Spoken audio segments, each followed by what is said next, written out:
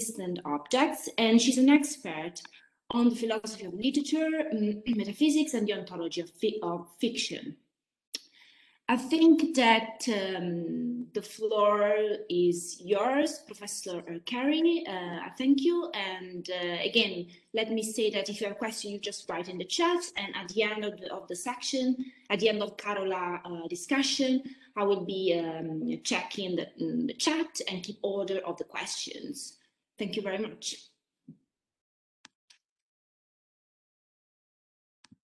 I don't know if Gregory has to share slides so that I mean, yeah, can you hear me? Yes, sure, very well.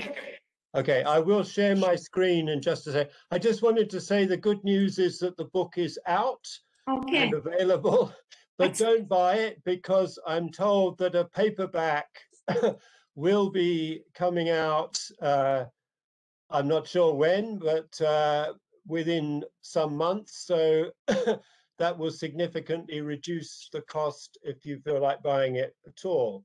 Very good. Okay, so I'll share my screen.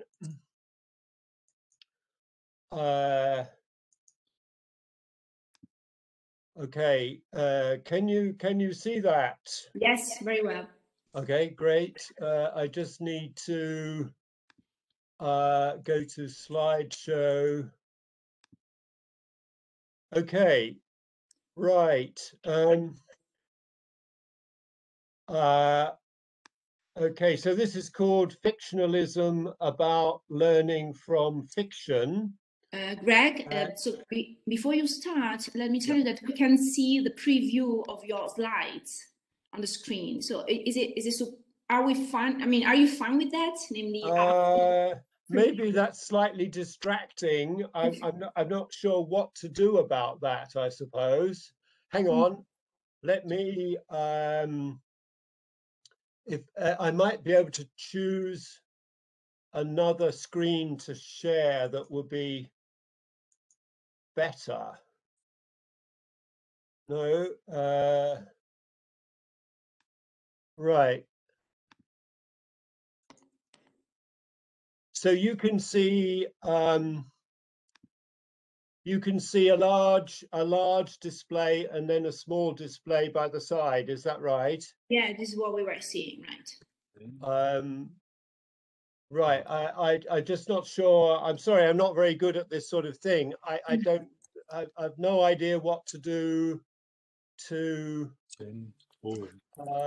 get rid of that. Hang on. Display settings. That looks promising. Yeah. Swap presenter view and slideshow. Let me try that. Yeah. How's that? No, well, right now we just don't see it. We just see you talking. So you need to share first, and then we can check. Okay. You are no longer sharing your screen. No longer sharing my screen. Okay. Right. So I'm completely confused now. Share.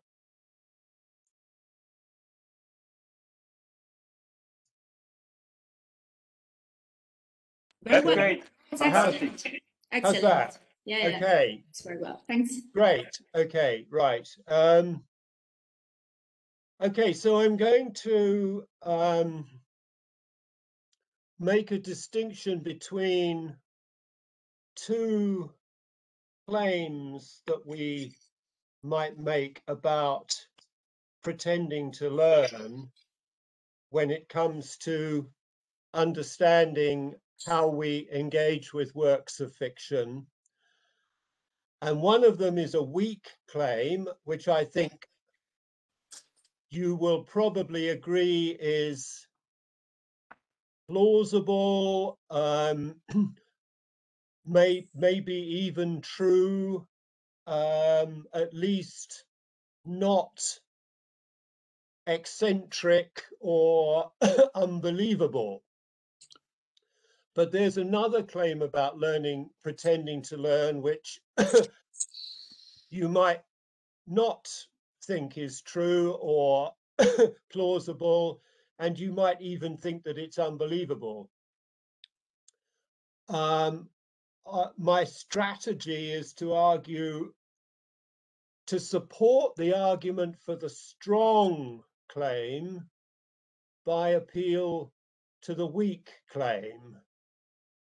I'm not claiming that the strong claim follows from the weak claim. It certainly doesn't.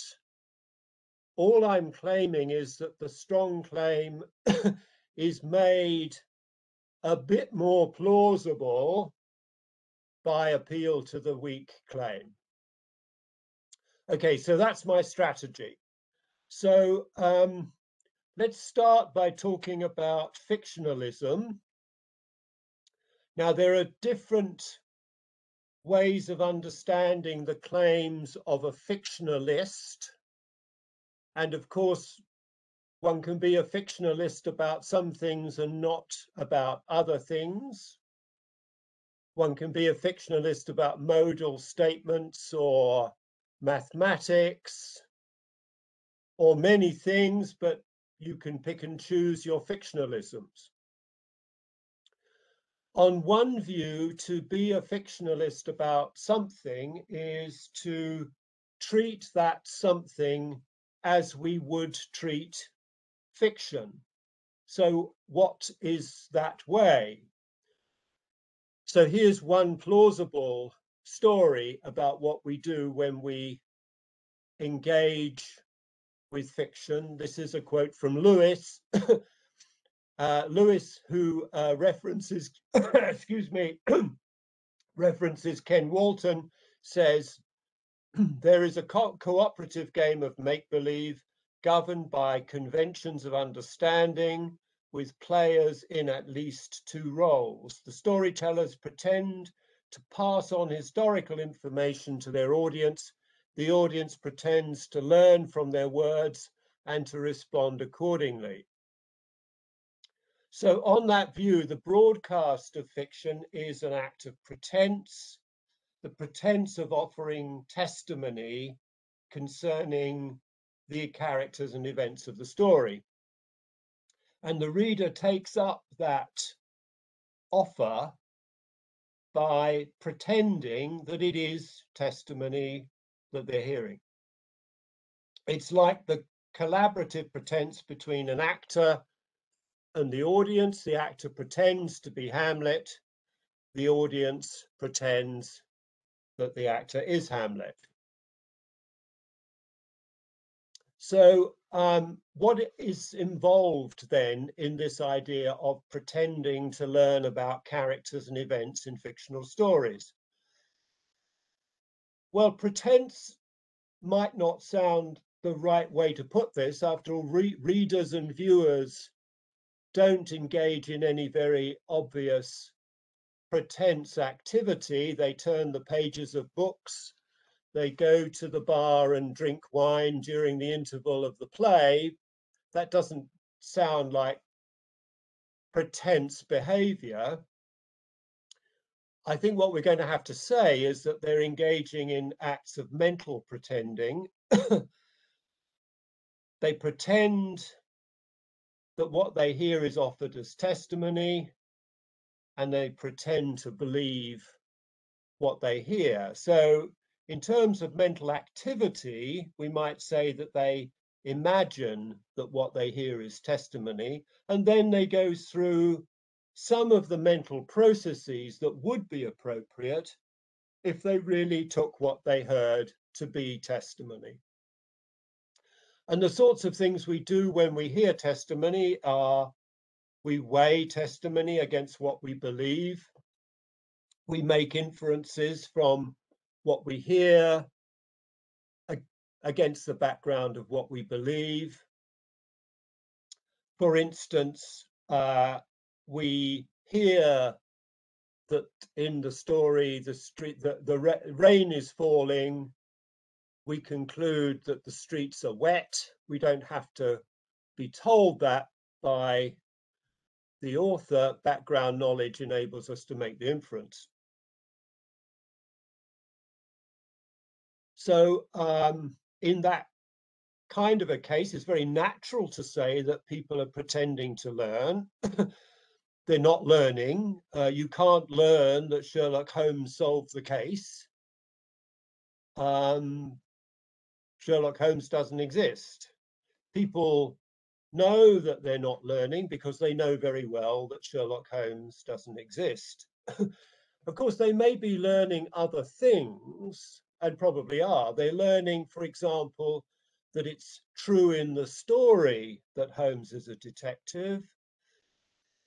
They're learning that the author of the story called his detective Sherlock Holmes.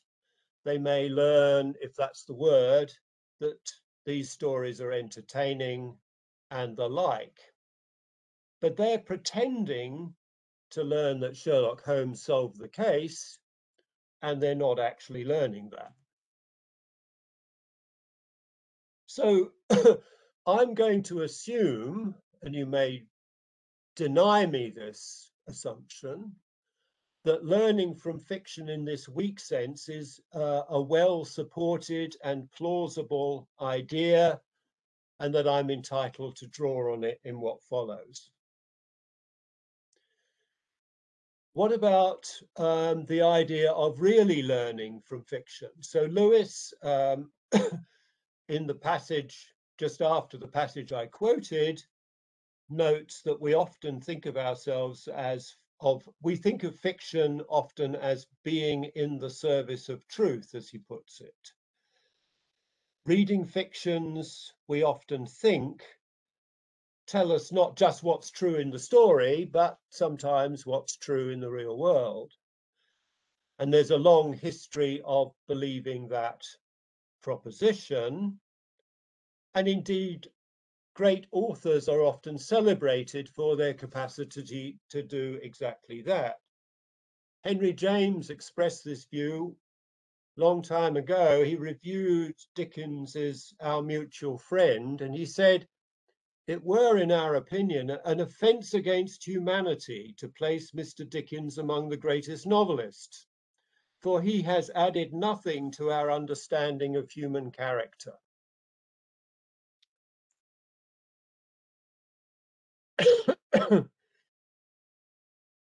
So that's an idea which has a lot of currency. I want to counter that way of thinking about things by suggesting instead that people are not actually learning about the real world, but they're pretending to learn about it. So that's my pretending to learn strong thesis. Now, I don't say that that happens all the time. I think our engagement with fiction is too complex and unsystematic for there to be any universal claims that one could plausibly make here. I guess I'm just saying, well, sometimes and often enough for it to be a regular feature of our engagement with fiction, audiences are not learning, and they're not trying to learn about the real world, they are pretending to learn. So all I want to do is to try to make that idea seem not wholly ridiculous. I want to do that by doing two things.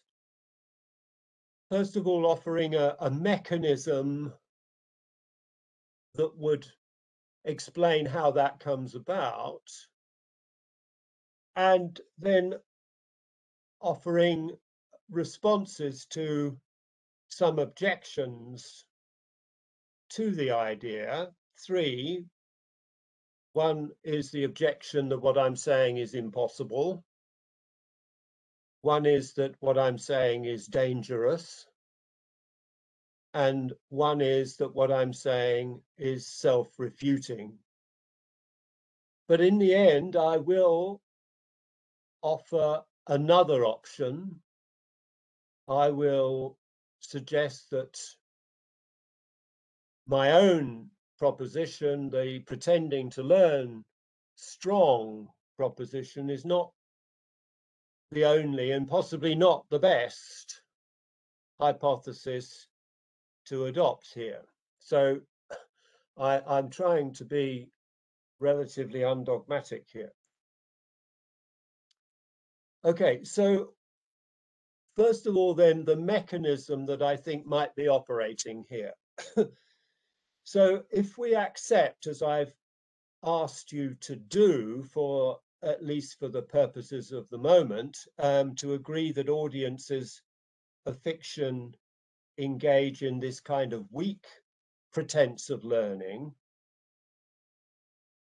what I want to suggest is that that weak pretense is itself very conducive to the further pretense, which I'm saying operates when I claim pretending to learn in the strong sense.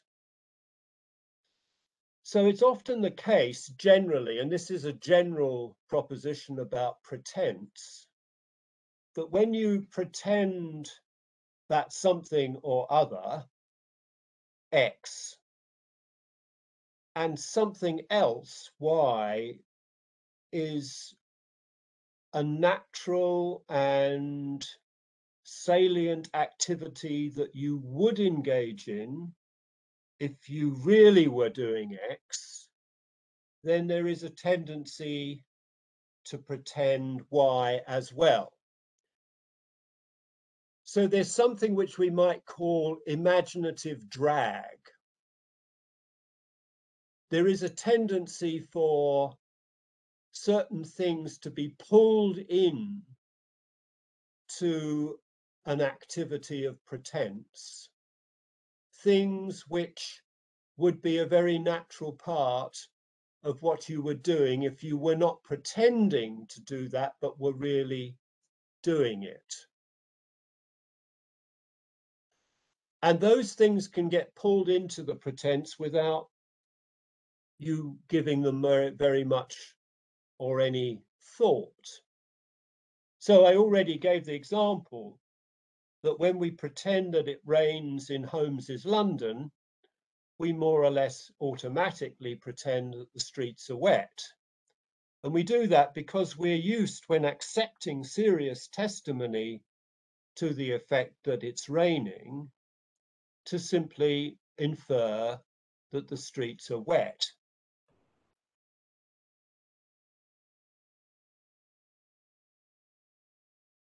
So here's something else that is very naturally a part of what happens when we really do treat people's utterances as testimony. So when we take them to be addressing us seriously, we look for evidence of some underlying motive in what they're saying. We're rarely content just to stick with the proposition that they are literally expressing. One of the most important things for us is to understand the motives and the intentions of those around us. And we constantly scan for evidence, even of a very indirect kind, concerning what those intentions are. Now, those scanning devices, which we collectively sometimes call theory of mind, are not, I think, things that we can easily turn off when we go into pretend mode, any more than we can easily turn off our emotional reactions when we engage with fictional stories. We drag our normal modes of emotional engagement into the pretense. So the proposition is that when pretending that we're learning in the weak sense, there's a natural tendency to include within the pretense, to drag into the pretense a range of mental activities which lie within the domain of pretending to learn in that strong sense, looking for some underlying motive some proposition which the person concerned is offering you about the real world, some general proposition about human character, morality, personality, the sorts of things that we tend to think we've found when we're reading serious fictions. Okay, so that's the argument from weak to strong learning, pretending to learn. Okay, so objections. Can somebody just tell me how much longer I've got? I've sort of lost track of time a bit. I'm not sure when I started. So you started 7 minutes past 10, and you have 45 minutes, or you still have 25 minutes to go? Say again? So you have still 25 minutes. Oh, right, plenty of time. I'm probably not going to take all that time up. Okay, so I said I'd try to respond to some objections, and the first one is this. The sorts of people that I'm claiming are pretending to learn from fictions, pretending to learn interesting facts about the real world, about human psychology and morality, seem to show no awareness of their pretense, and indeed will deny that they're pretending if the issue is raised with them. Surely, the objection goes, people can't be pretending without being aware that they're doing so. That objection is common to many other kinds of fictionalisms. Any kind of fictionalism that's modeled on the idea that the discourse in question, whatever it is, modality, mathematics, whatever, is one that we pretend to take seriously. So people don't say that they are pretending to take mathematics seriously. Certainly mathematicians don't say that. And that objection leads some fictionalists who are attracted to a pretense interpretation of fictionalism. So this is evident in the book by Woodbridge and Armour Garb, who say that their fictionalism doesn't amount to the claim that the relevant subjects are pretending, but rather that philosophers, seeing more deeply into the issue, are entitled to say that it is as if they are pretending. Now, I don't think that's a terribly comfortable stopping place for a fictionalist. So I think it would be in a fictionalist interest to take a different tack, which is the one I'm going to take myself, and instead to drop the assumption that pretenders must know that they're pretending. Obviously, some pretense is like that. We often do know very well that we are pretending. The claim is only that that need not always be the case. After all, we're not always in a very good position to know whether we believe something rather than imagine it, which is a relevant point here, because the kind of pretending that I'm talking about here is largely an imaginative pretense. There's lots of experimental results out there which show that people are capable of being very confused about whether they believe something or whether they've imagined it. And we do know, or at least there's very good evidence to support the claim, that people who have been asked to imagine something, indeed something quite implausible, will later on say that it actually did happen. So getting confused about the boundary between pretense and belief is, I think, a relatively well-established proposition. I would like also to bring in a couple of heavyweight authorities on my side here. So there's a very nice passage in Ryle in The Concept of Mind. And he says, we know that lively and frequent feelings are felt by sentimentalists whose positive actions show quite clearly that their patriotism, for example, is a self-indulgent make-believe. Their bosoms swell at a march past, but they avoid marching themselves. They are rather like theatre-goers and novel readers who also feel genuine pangs, glows, flutters, and twinges of despair, indignation, exhilaration, and disgust, with the difference that the theatre-goers and novel readers realize that they are making believe. Anscombe,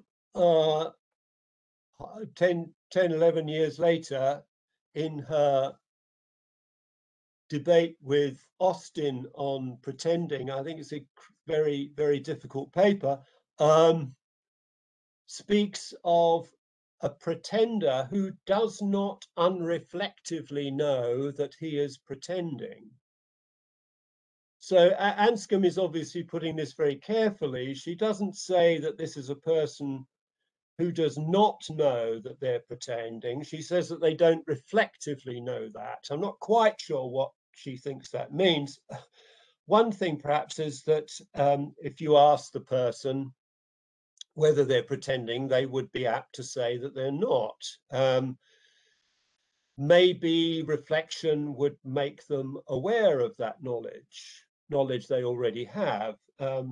Perhaps, on the other hand, reflection would provide them with the knowledge that prior to reflection they didn't have, but could have had. I think those would be options that Anscombe would be friendly to.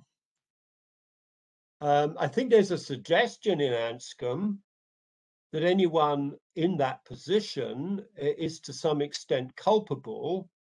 They are being less than properly vigilant about their own motives. But of course, that's not to say that they're being dishonest. And I think many of us might be in that sort of a position much of the time. So anyway, I do think Ryle and Anscombe would urge caution, at the least, when concluding that people are not pretending when they deny that they're pretending. Of course, there would be plenty of occasions on which that would be a reasonable inference, but there might be some occasions on which it wouldn't be. I was going to cite another authority, but I don't think I need another one. I'll just move on. So there's a more difficult point here, I think, which is to distinguish between the issue about knowing and the issue and an issue that comes up about intending. So if you deny, as I have just done, that pretense is always knowing, it doesn't follow that you're denying that it's always intentional. And Catherine, in commentary on something I've written about this, holds that it is necessarily intentional. In order to pretend to do something, it's necessary to intend to pretend to do so. And actually, Anscombe, I think, agrees with that. She says, pretending is an intention-dependent concept. One cannot pretend inadvertently. Now, I'm not in a position where I can agree with that proposition. It's not available to me. But I just want to note that saying that pretense can be unknowing, which is what I've claimed so far, is consistent with agreeing with it, even though I don't and can't. So why is it that pretending to learn on my account is not necessarily intentional? Of course, it can be intentional. The question is whether it always must be. So what I want to say about that is this. So on my story, pretending to learn occurs when the net of pretense gets drawn a bit wide. So I talked about dragging things into pretense that you didn't intend to drag in. When we pretend, there's always a boundary to the pretense. We pretend to do something or be something, but there are limits to that. We don't, if we're pretending to be a police officer in order to commit a robbery, we don't go to police college and get ourselves made police officers. Pretending falls short of the reality that it is pretending to be. So the child who's pretending to be a pirate does some sort of fairly minimal piratical things, but doesn't go to sea, doesn't rob anybody, doesn't murder anybody. So the ordinary uncontroversial kind of pretending to learn from fiction, the kind that involves pretending to learn about Holmes's adventures, involves a lot of pragmatic and semantic inferential activity that we don't choose to employ, but which just comes as a part of the package. And my suggestion has been that pretending to learn from fiction in the strong sense is just a misplacement of that boundary. Further inferential processes get recruited, so it's now part of the pretense that we're learning about life. But that's not an intentional, that is not the result of an intention. The subject does not intend to move the boundary. On the other hand, the subject may be doing those things which have moved inside the boundary intentionally, sometimes consciously and intentionally drawing conclusions from the story about the real world. What's not intentional is that all this lies within the boundary of pretense. So if we ask the question whether pretending to learn from fiction in the strong sense is intentional, the answer is, well, it is in one way and it isn't in another. It may be intentional in the sense that what one is doing is done intentionally, but it may not be intentional in the sense that it is done within the scope of a pretense. Okay, so my second objection, where will this end? So somebody might say, well, okay, so the idea that there can be unknowing pretense is a coherent one, but we do need some special reason to think that it's going on in any particular situation. Without that, we can just use this idea all the time to undermine any claim that somebody believes something. We can just say, well, they're just pretending to believe it. And I agree that we should only interpret people as pretending to believe when there's a special reason for doing so. And I think I've given one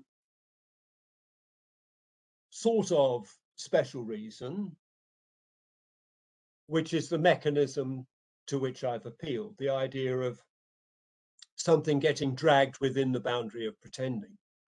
But there might be other special reasons as well. And I'll call that motives of affiliation. So I think we are familiar with the idea that there are many situations where people feel constrained by affiliation or simply wanting to advertise their commitment to some community or idea, in which they say things which they don't really believe, but which are not in any straightforward sense lies. About stolen elections and record crowds at presidential inaugurations. There may also be cases here of genuine belief and of conscious and deceptive probably going on as well. But I just want to suggest, as I think many people would, the many people who say these sorts of things are not really saying it because they believe it. They're saying it because it's these programs or literature, I think, will probably be familiar with this. If I listen to book club, which I try not to do, but do occasionally do, you hear people speaking in seeing what seems to me to be out of a strong sense of regard for their cultural niche rather than expressing genuine beliefs. But this issue does get more complicated, and I want to come back to it at the end. The final objection to what I'm saying is that what I'm saying is self-refuting. So somebody might say the following, well, if people are exercising their cognitive abilities in the process of pretending to learn, which they presumably are doing, they must be exercising their cognitive abilities.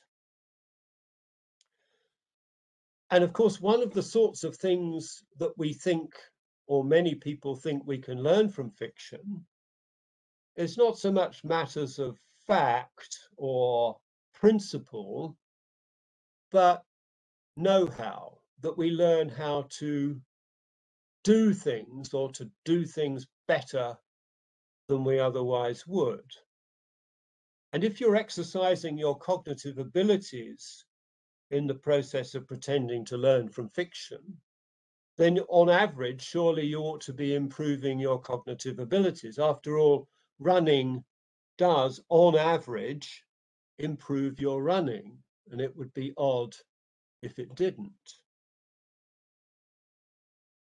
Well, I agree. It is possible, I think, to improve your skills by imaginative exercise. There's evidence for that. So there's an experiment where golfers improved their hitting the ball by quite a lot, 30%, not by practicing, but by imagining hitting the ball. So that can certainly happen. However, I think my concern about that is that it matters rather obviously whether the imagined practice is correct. So in the study of golf, it was only subjects who imagined playing the correct stroke who improved. If you imagined playing an inappropriate shot, your performance declined. So I think it's very plausible to say that a requirement of correct practice in any area is that it be a response to ecologically realistic cues, to the sorts of cues that would actually be there in the real world if you were really in that situation. But that seems to me just not the case with engaging, say, empathically with fictional characters as compared with engaging with them or trying to engage with them empathically in the real world.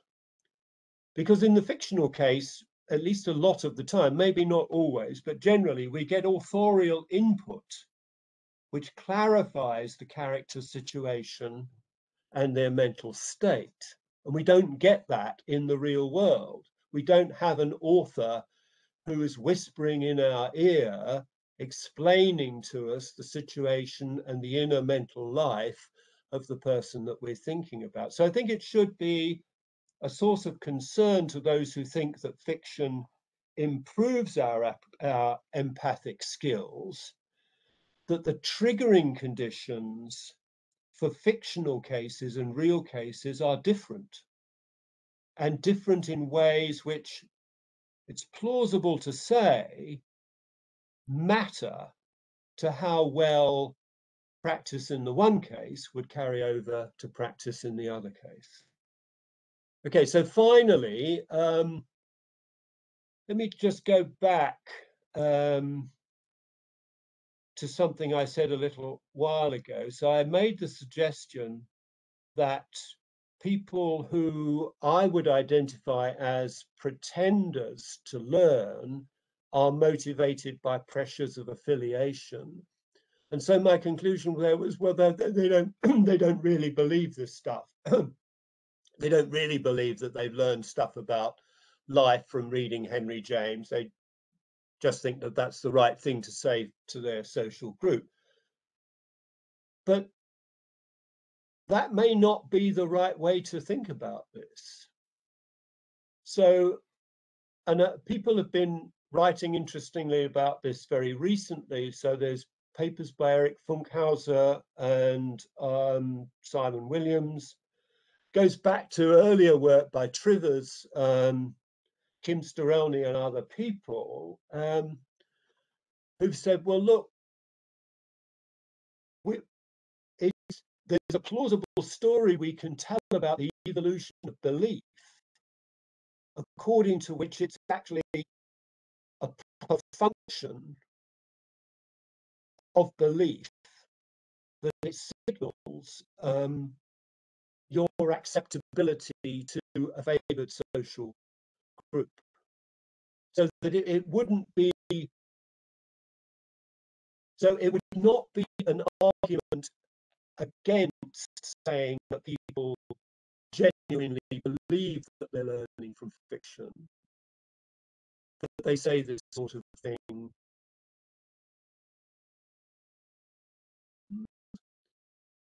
where they're under affiliative pressures. If it turns out that it's part of the proper functioning of it by exactly those kinds of affiliative pressures. So it might be, and I don't know what I want to say about this, and I think we're going to have to look into this in more detail, but it might be that the kind of error theory that I'm offering here could appeal plausibly to belief rather than pretense. As I say, I think that this works at an early stage, but we should keep our eyes on its development. Finally, then, there's another assumption I've been making here, which is that there's a sort of pretty clear and stark contrast between belief and pretense. And maybe what we've been hearing over the last decade gives us some grounds for skepticism about that. So we used to say very regularly that propositional attitude psychology is based on the interaction of belief and desire. And that's a very simple and straightforward distinction. But now the picture's become much more complicated. Imagination, of course, has come into that picture. But then we hear about quasi-beliefs, quasi-desires, quasi-fears, and other quasi-emotions. There are aliefs, desires, bi-imaginings, and all sorts of other things besides that people postulate. Now, I'm not uniformly hospitable to all those ideas, but it seems reasonable to think that some of them may survive and do well in psychological explanation.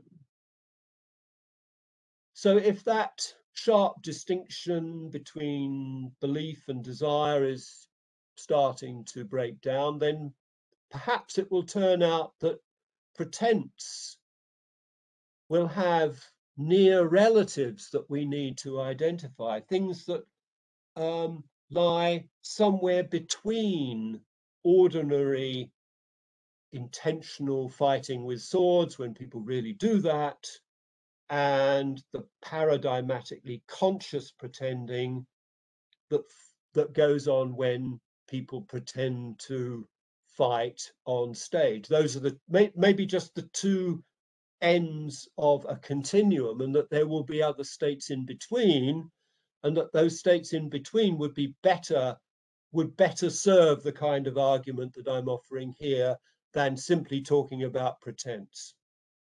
So that remains another possibility. Okay, thanks. Thank you very much, Greg. Stop sharing my screen now. Okay, thank you very much for this very stimulating talk. So now we have Carola. She's going to discuss your paper. So Carola, are you also going to share your slides, or maybe you're just going to? Yes, you are. Okay, great. We don't hear you if you're already talking.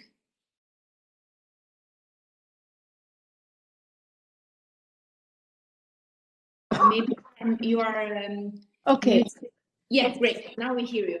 Great. Okay, so thank you very much, Elvira, and thank you, Greg Currie, for this impressive talk. Impressive and dealing with a hot topic in the philosophical debate. In my brief comment, I would like to contextualize the topics you have dealt with, that is learning from fiction or learning from literature, taking the reader's side on the one hand, and questioning the fictionalist move on the other.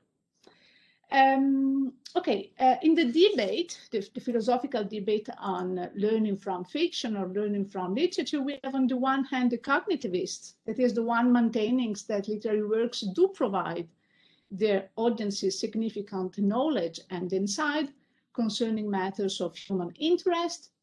And on the other hand, we have the anti-cognitivists, the ones defending the idea that literary works do not furnish their readers with new knowledge, and that literary works do not, therefore, have a genuine and cognitive value.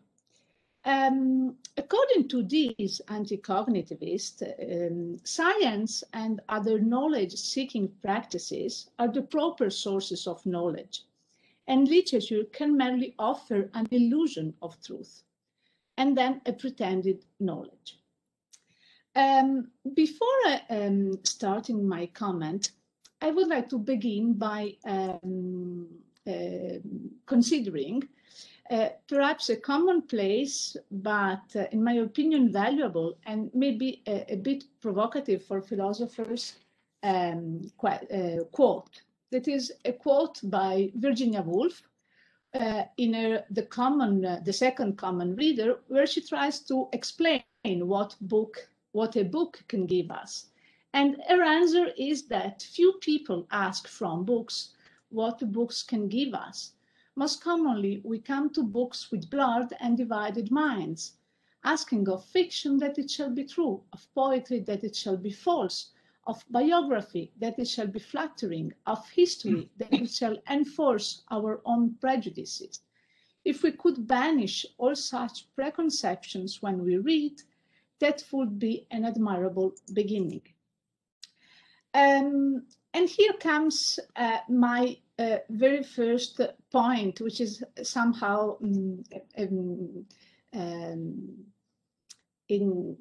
to be considered, according to me, and it has to do with the cognitive value. And it asks if the cognitive value always needs to be seen as a matter of truth and knowledge. In your talk, you evaluate the fictionalist's response to the question concerning what we can learn from fiction. And you explained how readers can be seen as merely pretending to seek after knowledge when reading fiction. Here the point is, but from Stolnitz's paper on, I mean, the one opening the philosophical debate on these problems, the debate has been focused on literature in general and not on fiction in particular.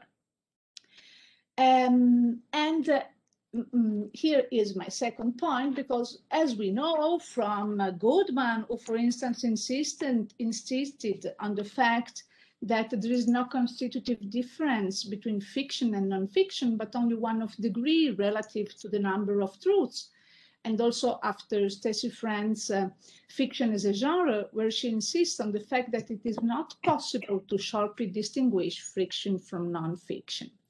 So, but if what distinguishes our reading fiction from reading non-fiction is an attitude we adopt toward the content of what we read, may believe in one case and belief in the other, then how to have a uniform response to the question concerning what we learn from literature, if literature, of course, mixes somehow fiction and non-fiction. Then my third point is more on the reader's side.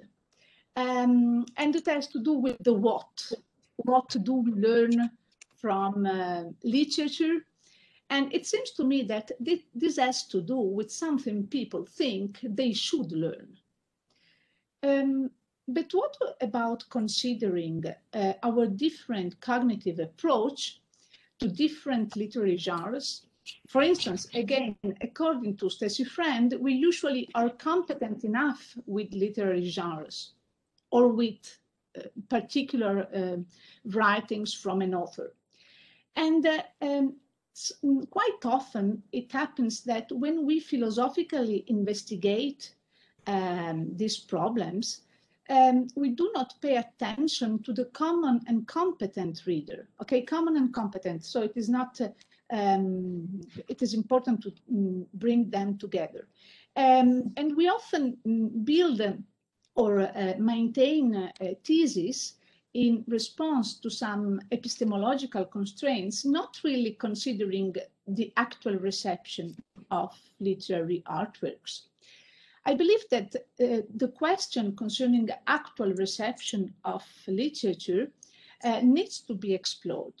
Reading literature is not a natural activity whose effects can be measured or calculated or analyzed so easily.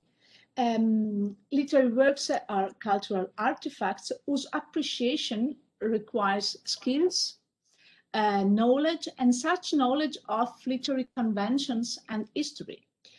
Reading as a cultural activity invites an attentive look at literary appreciation as performed by readers. That's why it is important to ask, how do we as readers approach literature? Usually, for instance, to make an example, we do not approach Scott's Ivanhoe in the same way as we approach Lady Chatterley's Lover by Lawrence. Why?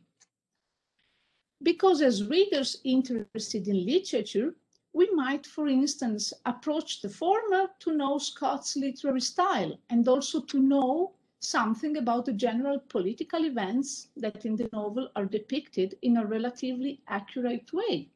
The period just after King Richard's imprisonment in Austria, following the Crusade, and then his return to England. Of course, we also know that the story is strongly fictionalized, as Scott himself explains in his dedicatory epistle. And as competent readers, we know that Scott's aim was to create a compelling novel set in a historical period and not to provide a book of history. If we wanted to get sure historical knowledge, we would have read a history book and not a novel. And when approaching Lady Chatterley's Lover, we are maybe interested in reading a famous book banned for obscenity. We want to know why did that happen, if its content really is dangerous, as obscene as we have read somewhere. And in that case, of course, we are also interested in reading the story about the physical and emotional liaison between this working class man and upper class woman. It seems to me that considering different genres when working in the debate concerning the cognitive value would be useful in order to answer questions such as, are we really looking or pretending to look for knowledge, and what kind of knowledge, when reading literature? The thesis you work on, you have worked on during your talk, is the one according to which people quite often think to learn, but what really happens is that they are merely pretending to learn. Readers pretend that Holmes exists or that is a detective, and you say that it is often the case that when you pretend that X and Y is somehow connected with X, then you pretend that Y as well. We pretend that when we read that it is raining in Holmes, London, we more or less pretend also that the streets are wet. And in pretending that we are learning about something, we are naturally led to include within the scope of the pretense a wider range of pretended learning that takes in the sort of things we often claim that fiction or literature really teaches us, that is, facts about human nature, human behavior, motivation, value, love, and so on. And here comes my last point. Tamar Gendler has presented two ways of explaining how we can learn from fiction. The narrative as a clearinghouse way, and the narrative as factory way.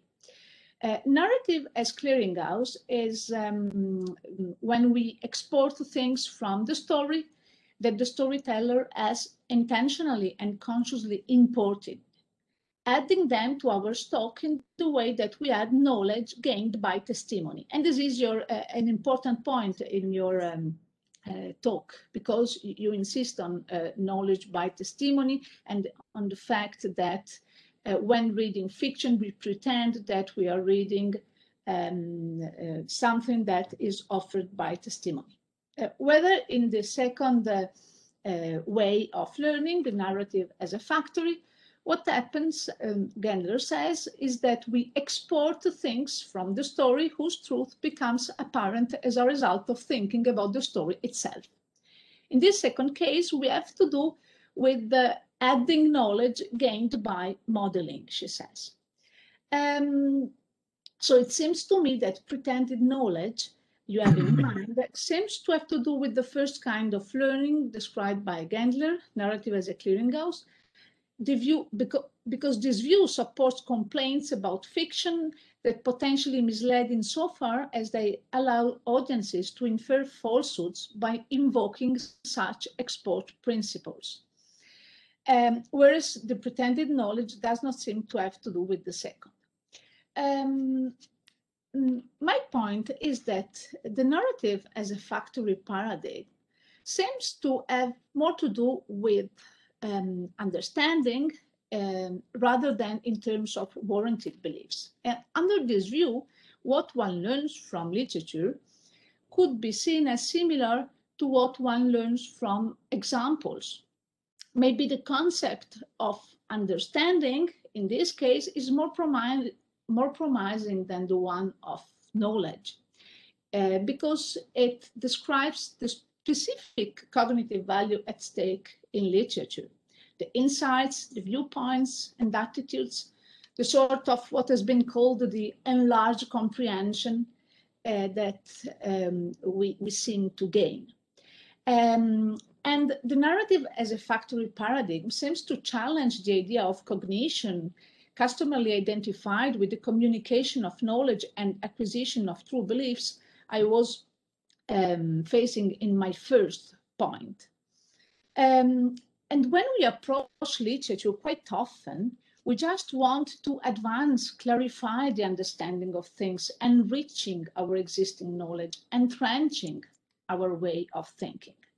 Then I would insist more on understanding rather than knowing. Understanding is an interesting notion because it differs from belief, for instance, in the fact that it is about a subject matter rather than individual propositions. It is holistic. When we understand, actually, we think about the story itself as a whole. And it comes in degrees. This also explains why people return to works they consider important and why they understand from them different things in different times. The phenomenon of rereading is a very interesting and important phenomenon for literature. And understanding has to do with counterfactuals, and it is based on imaginative projection. Literature shows us to change our perspective. Putnam, in his paper on literature and reflection, says that thanks to literature, we have the possibility to see the world as it looks to someone who is sure the hypothesis is correct. When we read Othello or Notes from the Underground, we have to do with jealousy, with suffering, but not as mere ideas, but as accurately shaped the human situations. And this conceptualization of concepts, this act of presenting them to us in a concrete form, is literature's contribution to understanding.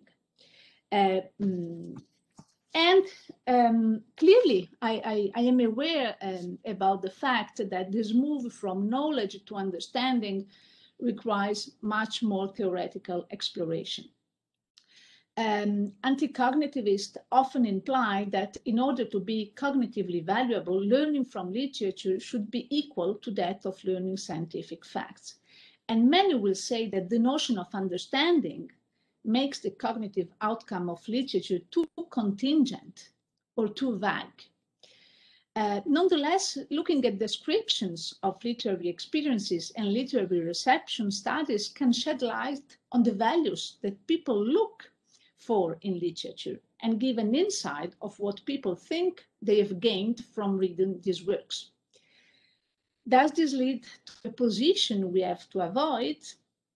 I don't know. Indeed, the turn from knowledge to understanding implies a difficult move from text to experience of reading that should be better explained. Okay, that's it. And thank you very much for your attention and for your talk. Thank you, Carola. Okay, so Greg, maybe you want to answer to Carola's comments, or it's just up to you. No, look, I will be very quick. I know other people would like to get into the conversation. Can I just say one thing about Ivanhoe? I mean, Ivanhoe is often picked out as an example of something that you would get a complete misunderstanding of history from. I mean, it's based on, the background is this idea of a kind of continuing low-level warfare between Norman and Anglo-Saxons at the time of Richard II. And as I understand it, historically, that's just completely wrong. So I think Ivanhoe would be a bad example to pick for something that you would learn. You could reliably. I mean, there are things obviously you could pick up, but if you think that learning requires conditions of reliability, I think you'd probably have to say that Ivanhoe was a bad source. The other thing I would say is, yes, I agree with you. There's a very important distinction here between, well, that's not the right way to put it. There's an important concept that we need to inject into this, which is understanding whether that really takes us outside of the domain of knowledge understood in other ways, I'm really not very clear. I mean, understanding is sometimes propositional, I think. Sometimes we would say that it's a matter of knowing how rather than knowing that, but that's already sort of included. Is there a kind of understanding that doesn't really fit into the otherwise available epistemic categories that we've discussed in this area? I'm not really sure, but I think that's an open question. Okay, thanks. So thanks very much for those comments. I'll let other people come in now. Okay, great. So we have, so I have here the list of people who would like to ask the question. So the first one is Catherine Abel. Thanks very much, Greg. My question is not going to surprise you. So, No. I can tell it to you already. Yeah. Carry on. You've got this notion of imaginative drag, and let's grant that occurs.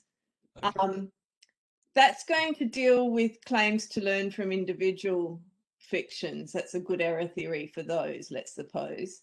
But it doesn't address, Henry James's criticism of Dickens, that he doesn't add anything to the understanding of human character, is a claim about the works of Dickens in general.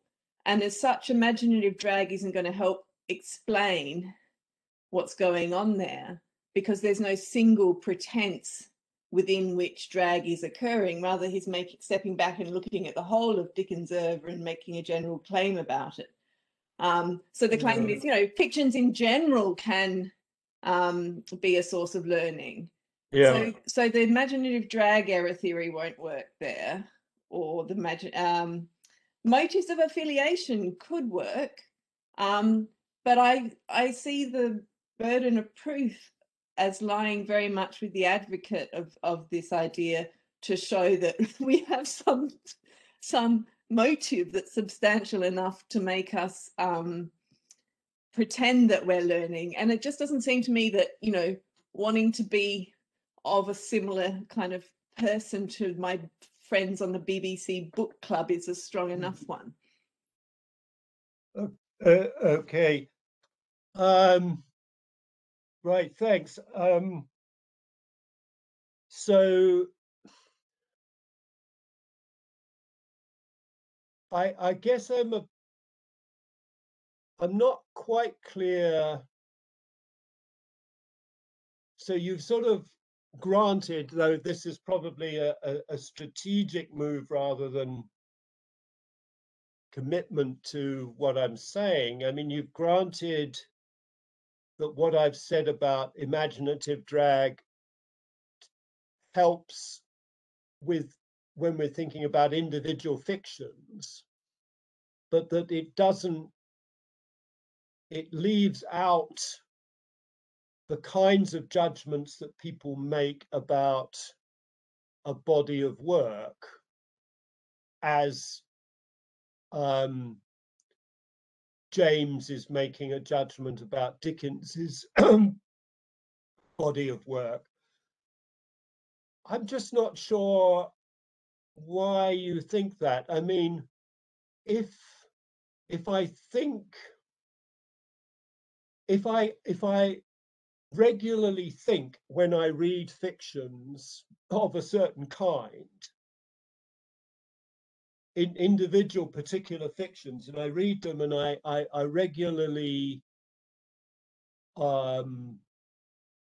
engage in this kind of pretense that I've been talking about, an unknowing pretense of learning, then I would easily transfer that, surely, from the thoughts I have about particular works to being a thought about the body of work itself, wouldn't I? I mean, why is it so difficult for me to go from individual cases to the collective here? because the scope of drag only occurs within the scope of a pretense, I take it. Yeah. And there's no, you know, if you take Dickens work 1 and Dickens work 2, they occur within the scope of independent pretenses. So what's the uniting pretense within which one makes some overall judgment? But I guess I would say I'm not required to come up with a way of understanding imaginative drag as applying to the sort of the union of works.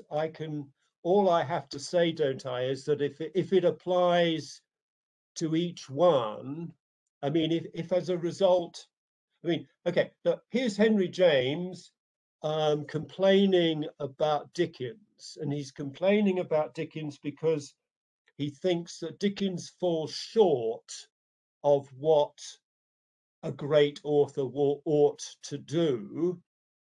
And James, thinks that a great author ought to tell us something about human nature, and he thinks that there are great authors out there who have done that, Turgenev or whoever they are. How does he come to think that? Well, he comes to think that because he has thought that about a lot of the individual works that he's read. Isn't that enough? Do I need to say more than that? Yeah. I mean, I don't want to go on, but I guess then I'd invoke the sort of criticism I've already leveled, which is that kind of critical judgment occurs from an external perspective, and the external perspective, critical perspective, isn't easily construed as involving a pretense.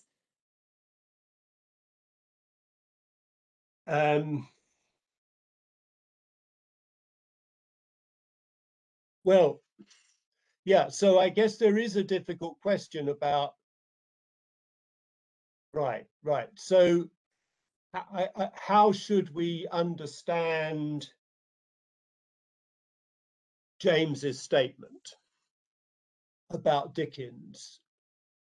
I guess you are reading me, and I see why I would have encouraged this, as saying Dickens didn't really, James didn't really believe this. He's just engaging. This is just part of his unknowing pretense, as it were. So, right. So I think I'm starting to see the objection. I think I'm not sure whether I'm really entitled to say this, but I think my inclination would be to say, no, he's not pretending at this point. This is something he really does believe, that he really does believe that great literature ought to tell us something about human nature, and many examples of great literature out there do exactly that. So that is something that he genuinely believes. If we want to ask about the genesis of that belief, then I would start to say, well, he gets to believe that because of various things, which maybe, because it will vary from person to person, maybe he was engaging in some kind of an imaginative pretense lower down.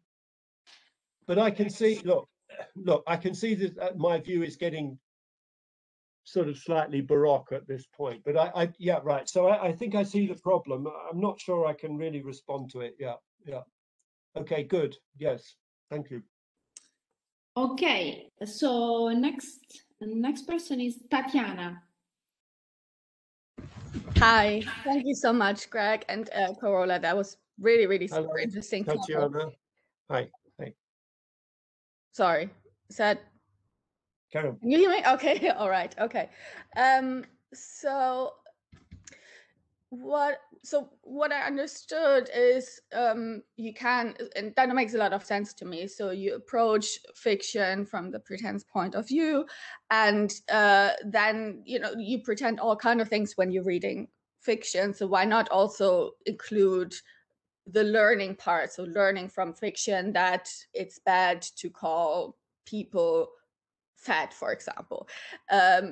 That you learn that from a fiction, that this is part of the pretense overall. So I'm wondering about two things. So the one thing is, so if you're pretending, and I'm just going to use that example just because I can't think of anything else right now, but if you're pretending to have learned from movie X that it's bad, that you hurt people when you call them fat, or people are hurt when you call them fat, something like that. So could it not still be true that you have still like learned or acquired the knowledge that it's bad to call people fat, but the difference would be that in the first case you're pretending to have learned that from the fiction, or from reading the fiction, or from engaging with the fictional characters in there maybe, and in the second case, so what you actually learn is just a much more general claim. Would that still be compatible? Not sure if I make total sense. Actually, my second question would then relate to actually the term fictionalism here. So if you call it fictionalism about learning from fiction, typically fictionalism would be the view that these kind of sentences, they're false, but they're very useful.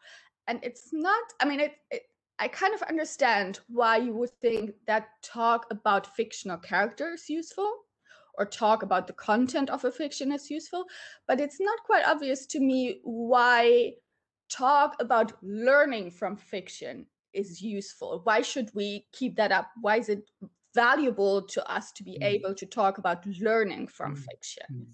I'm sure that's probably a good reason. It's just not quite obvious to me, and it would be great if you could just say what you think the value is. Right. Okay, so yes, thanks. Just so I'll focus on the second part of that, I think. So you're making the point, I think, that when we talk about fictionalisms generally, we have in mind bodies of discourse which we don't want to get rid of for various reasons. So we're very unwilling to stop talking about numbers. But we may, as philosophers, have what we think are good reasons for doubting the existence of them. So we're attracted to some kind of fictionalist interpretation of mathematical discourse. And that seems to be typical of fictionalisms. Fictionalism seems plausible when, on the one hand, we don't feel we could easily do without a certain kind of discourse, but on the other hand, we don't have a good story to tell that would make sense of what appears to be the commitments of that discourse. Yeah, or just to make them true, I guess, in this case. Yeah, just to make the sentences true. Right, right. And then you're pointing out that that doesn't seem to be what's going on in the fiction, in the kind of fictionalism case that I'm talking about, because it's not obvious, to put it mildly, why we would want to maintain this discourse.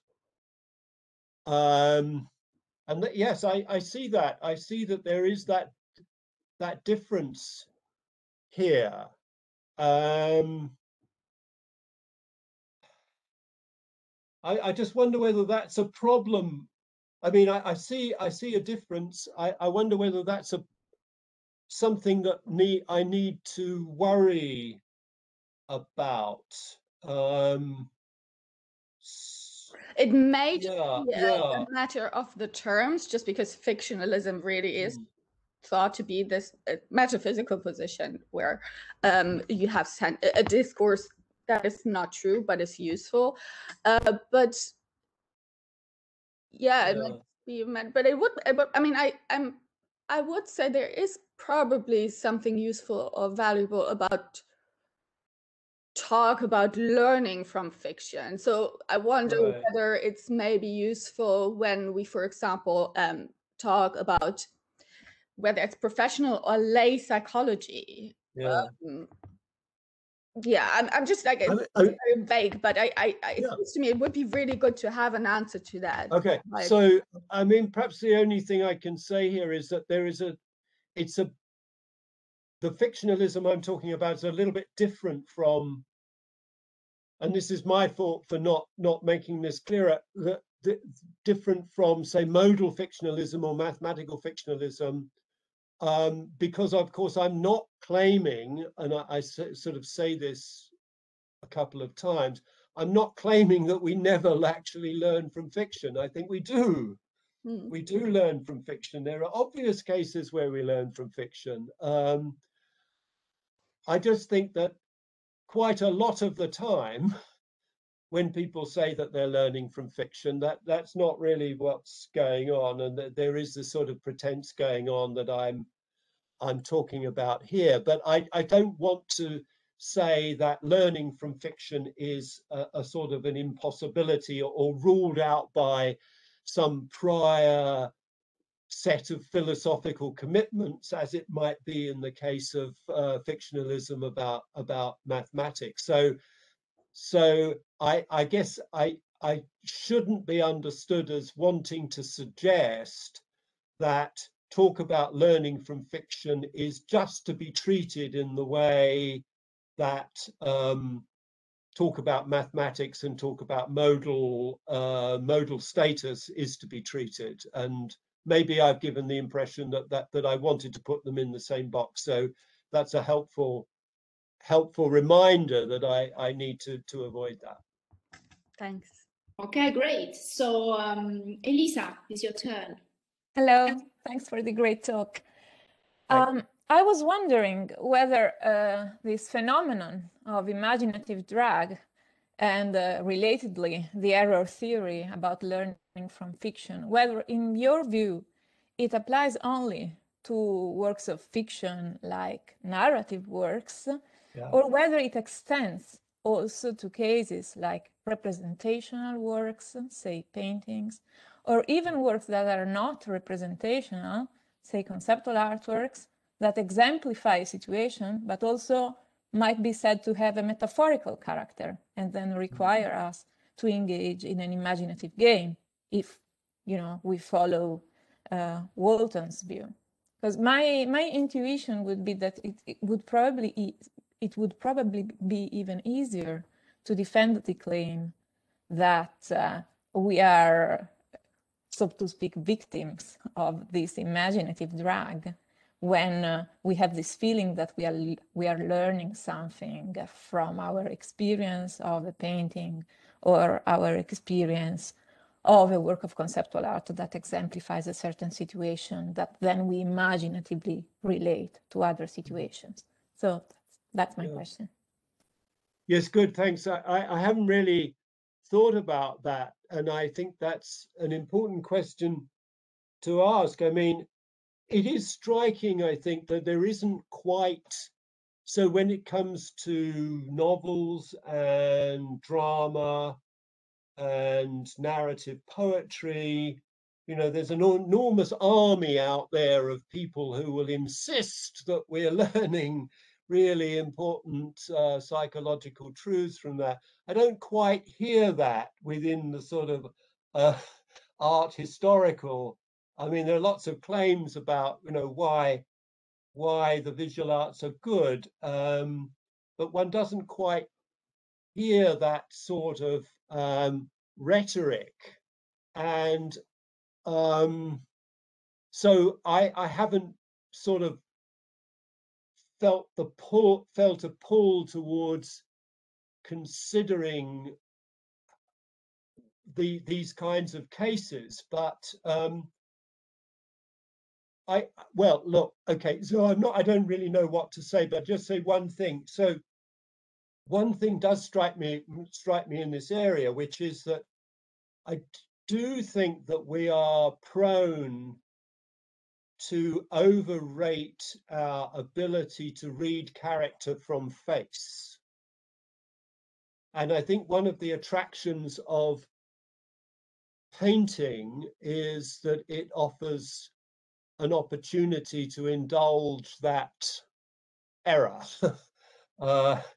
that portrait, we think of portraits as windows into character and personality, and I suspect that if one thought about it seriously, one would come to have serious doubts about the extent to which that is really possible.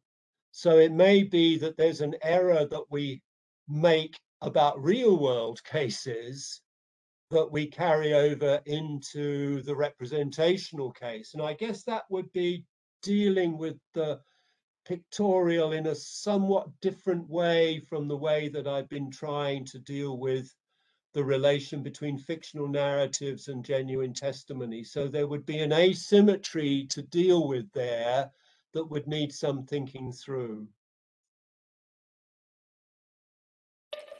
Okay, Alberto. Okay, actually, my question is a follow-up of Elisa's question. I had in mind exactly the blow-up cases as cases in which one discovers something fictionally and completely unintendedly, so to speak. And this has not to do with the fact that we are dealing with transparent pictures. For similar examples might also be found with paintings. So I guess that those are cases in which those are the paradigmatic cases in which one fictionally learn something from fiction, which was not intended at all by, in the case, by the painter or by the author. I am a bit puzzled there, Alberto, because the blow-up case really, if I understand the blow-up case, it really only applies if we're talking about a photograph, doesn't it? And it wouldn't. But you might imagine that you might find discoveries that even in paintings that were not, so to speak, details that were not intended by the painter. So in the blow-up case, it is the photographic technique that counts, but I'm pretty sure that you might find examples even as far as opaque paintings are concerned, opaque pictures are concerned. Yes, I guess that it would be possible to find cases of some kind where, by examining a painting, you discovered something that the painter didn't know about. Was that? But would that, to what extent would that count as learning about the real world? I mean, with the blow-up case, the photographer comes to realize that there was a murder that took place, I guess. I mean, that's my reading of it anyway, because blowing up the shot gives you evidence that there was a body at the scene. With a painting, I'm not quite sure how you would get the same straightforward carryover from what you found out about the picture to what you might be finding out about the real world. Or maybe that's not what you're suggesting. I'm not sure. Well, it's a point that I actually exploit what Walton says as to the fact that you can provide, you can perform discoveries in paintings. And the discoveries are just fictional ones, in fact, in the sense that they concern only the fictional scene that is depicted. I might provide cases. It comes to my mind a case, but unfortunately, it's a politically incorrect case, so I cannot. Well, we won't do it. But I will provide you evidence. Okay, but okay.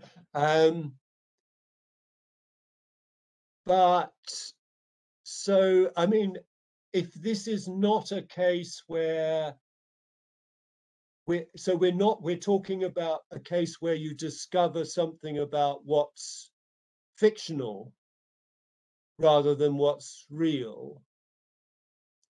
And I guess, I mean, I said early on that you can certainly learn from fictions about what is fictional. So you by reading a novel, you certainly learn what is fictional in the novel. There's no doubt about that. And you can reliably learn that. The difficult questions come when we want to move from the work to the world that is independent of the work. So I think I can agree with you very happily that we can learn about what's fictional in the picture, just as we can learn about what's fictional in the novel, without that affecting what I've said. Does that seem right? Okay. Okay, as we started a little bit late, we still have time for 2 questions. So first is Matteo and then Anna. Thank you. I was just thinking that that sometimes we speak figuratively or metaphorically without realizing that. So suppose I tell you, look, we need to do something, that competition is killing us. Then probably if you ask me whether I was speaking, whether I was serious, I would say yes, of course. Or suppose that I tell you, we need an umbrella, it's raining cats and dogs. Probably I would think of myself as speaking seriously. But then later on reflection, I might realize that I didn't meant to be taken literally. And I was just wondering whether this is an analogy that can help you in with the idea that sometimes we unknowingly pretend. So the idea is that sometimes we do certain things without immediately realizing that we are engaging in those. It's just an analogy. Yeah, right. So that might be helpful. So with the metaphor cases where you just you sort of automatically grab this metaphor, that seems like a good case of somebody using a metaphor without knowing that they're doing that. That seems plausible. Maybe it's a bit harder to say that they are not intentionally using a metaphor. I think that I wouldn't want to infer immediately from the one to the other, and I think it might be a bit harder to do that. So one would have to consider, are they really not intend? I mean, they might not be. No, I agree completely. But they may be intending to do it nonetheless. I think they do intend, so they want to be taken metaphorically. So I think you're right, but so I was just suggesting this because at a certain point you say there is a distinction between doing something without realizing it and doing it unintentionally.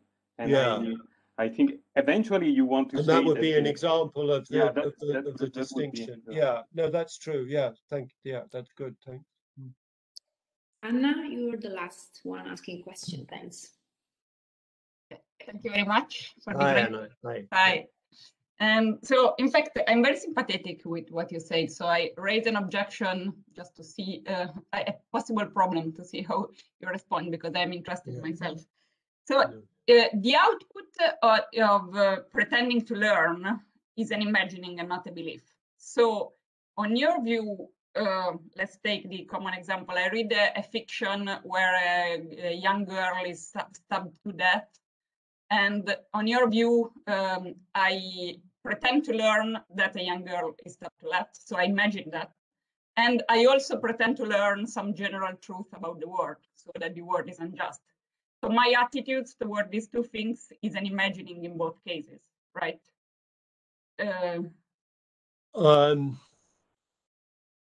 Yes, I get yes. I guess okay, I'll say yes. Yes, I'll say yes. Yes. I think you should say yes. But then the worry is, it seems to me that functionally speaking, my attitudes toward these two propositions. The specific one, a young girl has been stabbed, and the general one, the world is unjust, and so on, is quite different. So the second attitude plays a much larger role in my cognitive economy and also in my behavior.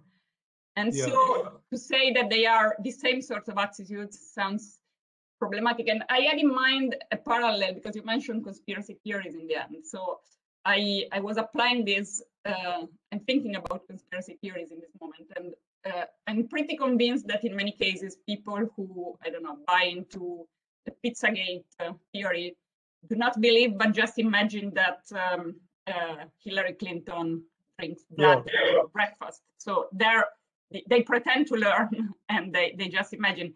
But then there is something that I'm not sure they just imagine. So the general lesson from that story is Clinton and the Democrats are untrustworthy, or that sort of general propositions. And in that case, I'm less sure that the attitude is just imagining. So Right. Okay, good. So I guess, yes, I mean, I should have said more about these sort of functional issues, because they do lie they lie very much in the background of this discussion, and I guess one of the reasons why. So I've sort of agreed that we do often acquire knowledge and certainly belief from fiction. So we may form perfectly straightforward factual beliefs on the basis of reading fiction. They may be false, but they can also be perfectly factual beliefs. And there being factual beliefs, is the test of that is, well, how does it function in the economy of the person who has it? Do they, you know, do they act in the world in such a way that their actions will thrive in worlds where that proposition is true, and not thrive so well in worlds where that proposition is false? Something like that sort of functionalist approach to belief. So we'd have to take it issue by issue, I suppose. When it comes to the example you gave of which I think comes from one of these empirical studies that have been done. You read a story about a young girl who's murdered, and you say as a result of that, well, you know, I think the world is an unjust place. Then there are interesting questions to ask about how that proposition operates functionally. I mean, does it govern the person's behavior? Does their behavior change in some significant way after they've heard that story as compared with what it was before? Does it change perhaps for 5 minutes or so and then go back to baseline after that, or does it go back after a couple of days? So I agree with you. I think in the end, these questions about particular propositions are going to have to be answered, if they can be answered at all, by looking at the functional role that the proposition in question plays, and so we're going to get different answers in different cases. My sort of theoretical machinery that here is an attempt to account for the cases where what people say doesn't seem to fit very well with the functional role of the proposition that they're claiming to have some kind of commitment to. Yeah. Thanks. Okay, great. So I think that we can thank Greg Currie and Carola Barbeno for the discussion. Thank you. Thank you very much. So now we're going to have a break.